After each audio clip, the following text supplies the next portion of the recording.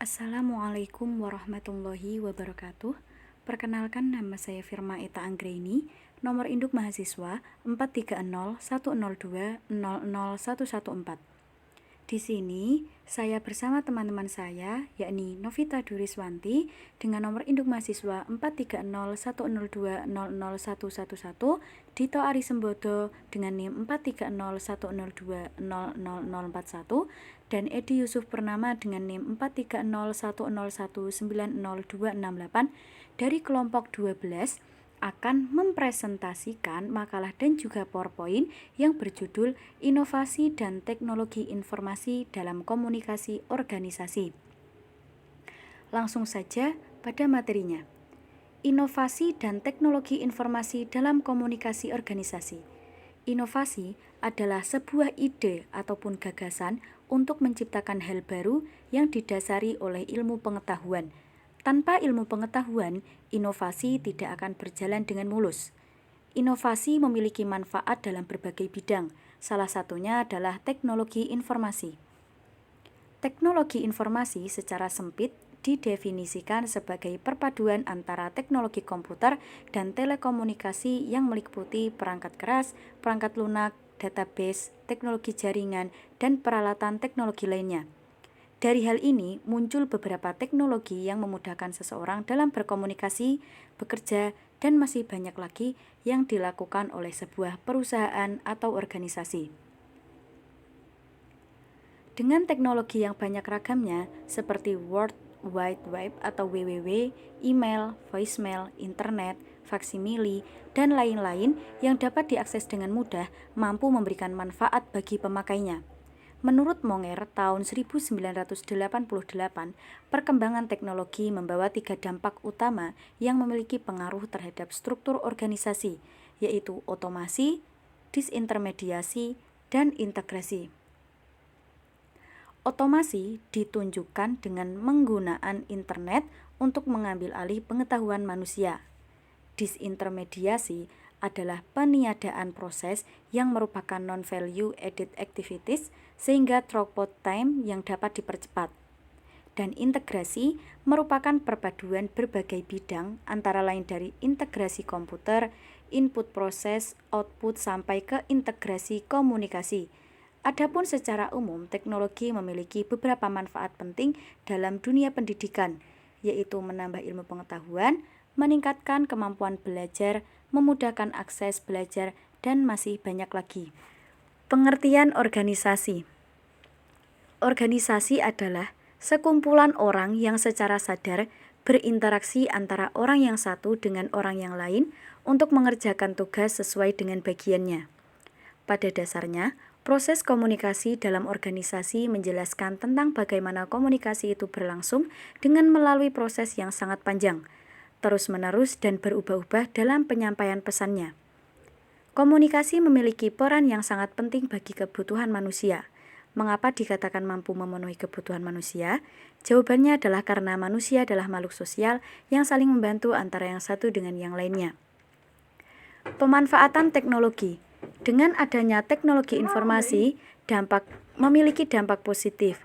Yang pertama, meningkatkan produktivitas suatu organisasi karena teknologi informasi dalam suatu organisasi berkaitan dengan keunggulan kompetitif untuk meningkatkan kualitas informasi. Yang kedua, pengawasan kinerja organisasi dalam menggunakan teknologi informasi.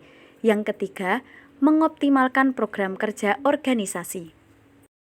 Selanjutnya, berdasarkan struktur organisasi, pemanfaatan teknologi informasi diperkelompokkan menjadi 3. Yang pertama, perbaikan efisiensi diterapkan pada level operasional organisasi diukur dengan penurunan waktu dan biaya proses. Yang kedua, perbaikan efektivitas diterapkan pada level manajerial organisasi diukur dengan kemudahan dan kecepatan memperoleh status pencapaian target organisasi. Yang ketiga, strategi improvement diterapkan pada level eksekutif organisasi diukur dan kemudahan dan ketepatan pengambilan keputusan oleh eksekutif. Tujuan implementasi teknologi bagi organisasi adalah untuk mendapatkan dampak positif dari teknologi informasi yang bermanfaat dalam semua aspek bisnis, sehingga dapat meningkatkan efektivitas, efisiensi, dan produktivitas karyawan. Selain itu, bagi perusahaan untuk mendapatkan tujuan yang telah ditargetkan dengan resiko dan biaya seminimal mungkin. Selanjutnya, 5 peranan mendasar teknologi informasi di sebuah organisasi. Fungsi operasional akan membuat struktur organisasi menjadi lebih ramping, telah diambil alih fungsinya oleh teknologi informasi.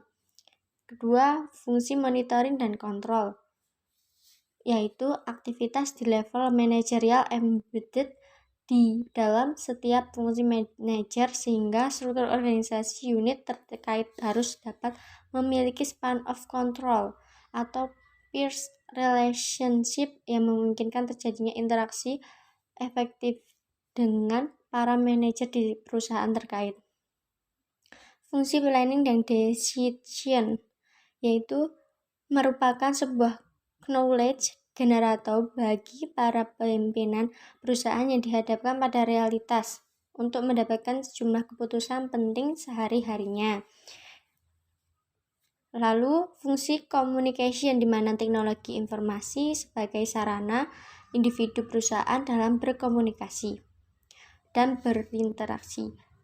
Selanjutnya, fungsi interorganisasional merupakan sebuah peranan yang dipicu oleh semangat globalisasi yang memaksa perusahaan untuk melakukan kolaborasi atau menjalin kemitraan dengan sejumlah perusahaan lain.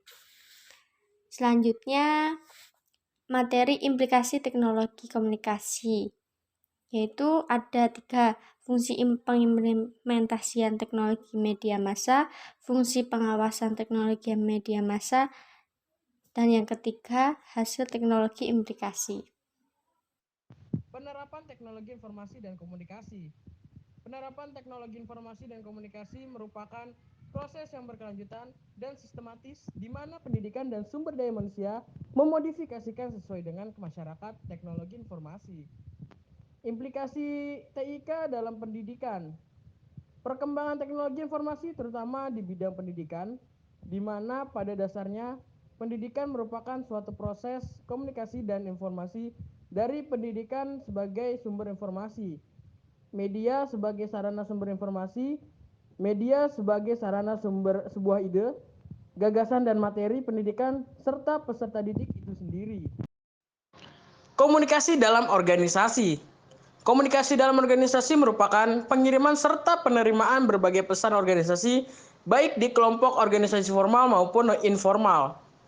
Komunikasi formal merupakan jalur komunikasi resmi dengan rantai komando atau hubungan tugas dan tanggung jawab yang jabatannya dalam organisasi.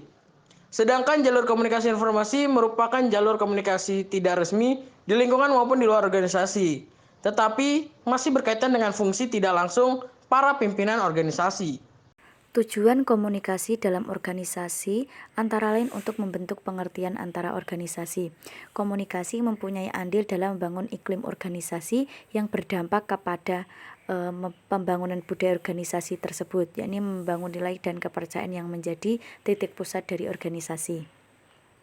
Tantangan dan peluang komunikasi organisasi. 1. Globalisasi. Globalisasi telah menciptakan banyak perusahaan multinasional atau internasional di mana para karyawan dari satu organisasi ditemukan di banyak negara dan juga perusahaan. Hal inilah yang menjadi sebuah tantangan baru yang dihadapi oleh organisasi ataupun perusahaan. Di era globalisasi ini, persaingan merupakan hal yang wajar dan tidak bisa dihindarkan. Setiap organisasi akan sama-sama menghadapi persaingan ini. Yang membedakan adalah cara menanggapi persaingan ini, apakah sebagai suatu ancaman atau suatu yang mendorong untuk lebih berinovasi dan kreatif. Adapun peluangnya adalah dengan menghadapi persaingan, maka perusahaan ataupun suatu organisasi akan berlomba menciptakan sebuah inovasi yang dapat menguasai pangsa pasar. Hal ini dapat menjadi peluang untuk tumbuh kembang suatu perusahaan atau organisasi. 2. Keanekaragaman tenaga kerja. Sebagai pemimpin, pastinya akan berhadapan dengan berbagai tipe anggota. Tidak mungkin seorang pemimpin akan mendapatkan karyawan dengan suatu tipe saja. Tipe yang menyenangkan, keanekaragaman dalam suatu lingkungan kerja antara lain meliputi jenis kelamin, rasa keturunan, etnis, suku, dan kelompok lain, penyandang cacat, dan manula. Adapun peluangnya yaitu dengan beragamnya tenaga kerja, maka perusahaan atau organisasi harus bersikap adil dan tidak diskriminatif demi mencapai tujuan perusahaan atau organisasi tersebut. Peraturan-peraturan yang dibuat dalam perusahaan atau organisasi tersebut harus dipatuhi oleh semua pihak yang berada di dalamnya tanpa membeda-bedakan satu dengan yang lain. 3. Perbaikan terhadap kualitas dan produktivitas. Untuk menghadapi tantangan ini perlu dilakukan 2 cara untuk mengatasinya, yaitu yang A, Total Quality Management TMQ. Itu untuk instansi pada pelanggan, melakukan perbaikan terus-menerus, memperbaiki atau meningkatkan kualitas yang dilakukan oleh organisasi, pengukur yang akurat, pemberian kuasa pada karyawan.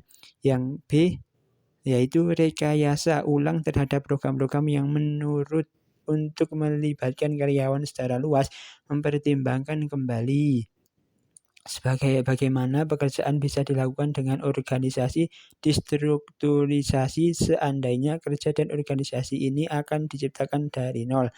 Adapun peluangnya adalah perusahaan atau organisasi harus memiliki rencana yang matang agar dapat memberikan arah terhadap perusahaan atau organisasi. Meningkatkan produktivitas tidaklah mudah, tetapi tidak mustahil dapat diterapkan. Seandainya hal ini mendorong perusahaan atau organisasi dapat berpikir jauh ke depan. 4. Perbaikan terhadap keterampilan menangani orang. Menghadapi karyawan dengan berbagai karakter memang tidak semudah membalik telapak tangan. Butuh kesabaran dan pengetahuan mendalam soal karakter mereka masing-masing. Keterampilan dalam menangani karakter orang meliputi bagaimana menjadi pendengar yang efektif, bagaimana cara yang benar memberikan umpan balik kinerja, bagaimana mendelegasikan otoritas, dan bagaimana menciptakan tim-tim yang kreatif dan inovatif. 5. Dari manajemen kontrol ke pemberian kuasa atau empowerment. Seorang manajer melakukan empowering manakala dirinya memberikan tanggung jawab kepada karyawan mengenai apa yang harus dikerjakan dan menyerahkan tanggung jawab akan pekerjaan mereka dan mengambil keputusan yang benar. Dengan empowerment, karyawan akan lebih bertanggung jawab atas pekerjaan mereka dan lebih berdedikasi dalam pekerjaan. 6. Dari kemampuan ke keluasan. Manajer harus menerapkan konsep perbaikan yang berkesinambungan dan karyawan harus selalu meningkatkan pengetahuan dan keterampilannya agar mereka dapat memenuhi persyaratan sebagai seorang pekerja terhadap pekerjaan yang baru. Dalam hal ini, manajer dan karyawan masa kini harus belajar mengatasi kesementaraan. Mereka harus belajar hidup dengan keluasan, kesementaraan, dan hal-hal yang tidak dapat diramalkan. 7. Perbaikan terhadap perilaku etis. Perilaku etis adalah perilaku yang benar menurut kaidah atau norma yang berlaku. Dalam suatu organisasi tidaklah mengherankan jika banyak karyawan merasa tertekan karena adanya hal-hal yang terjadi yang tidak sesuai dengan hati kecilnya, dan ada pula hal-hal yang harus dihadapi di mana ia harus menetapkan pilihan. Untuk membantu para karyawan yang menghadapi dilema etis atau memperbaiki perilaku etis, para manajer harus berusaha melakukan berbagai upaya, di antaranya mengadakan seminar, mengadakan lokakarya, mengadakan program latihan, menyediakan konsultan, menciptakan mekanisme perlindungan untuk karyawan yang mengungkapkan praktik-praktik tidak etis, dan menciptakan iklim yang sehat secara etis bagi para karyawannya. Adapun peluangnya adalah perusahaan harus bertanggung jawab kepada banyak pihak yang berkepentingan, karena hal ini merupakan hal yang benar yang mana harus dilakukan, terutama berdasarkan pada nilai-nilai keagamaan atau beberapa tanda moral yang diyakini secara personal. Suatu tindakan dinilai berdasarkan pada apa yang dianggap baik oleh masyarakat umum. Pemikiran tersebut bersifat altruistik atau hanya memikirkan kepentingan orang lain. Tidak ada harapan untuk menerima balas dari apa yang kita lakukan. Mungkin itu yang bisa kami sampaikan. Kurang lebihnya mohon maaf. Wassalamualaikum warahmatullahi wabarakatuh.